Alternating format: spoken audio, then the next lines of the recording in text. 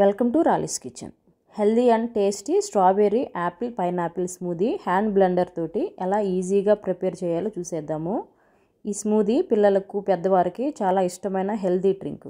మనకి ఒక summer start అవుతుంది కదా, మన బాడీ డీహైడ్రేట్ అవ్వకుండా స్టమక్ అప్సెట్ కాకుండా ఉండాలంటే మనం కూల్ డ్రింక్స్ తాగకుండా ఇలాంటి సీజనల్ ఫ్రూట్స్ తోటి జ్యూసెస్ స్మూదీస్ ఎక్కువగా తాగుతూ ఉంటే మనం చాలా హెల్దీగా యాక్టివ్గా ఉంటాము. మరి ఇంకెందుకంటే ఆలస్యం, వీడియోలోకి వెళ్ళిపోదామా.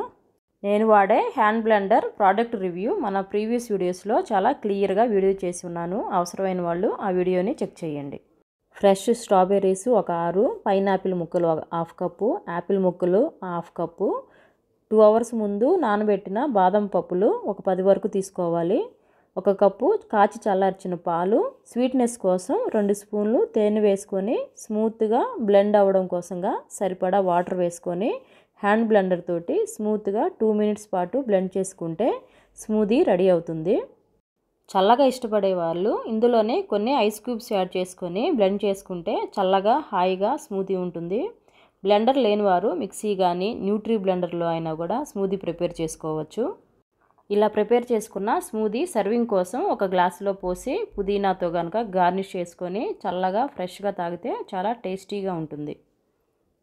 మీకు ఈ హెల్దీ స్మూదీ నచ్చిందా? అయితే వెంటనే మీరు కూడా ఇంట్లో ట్రై చేయండి.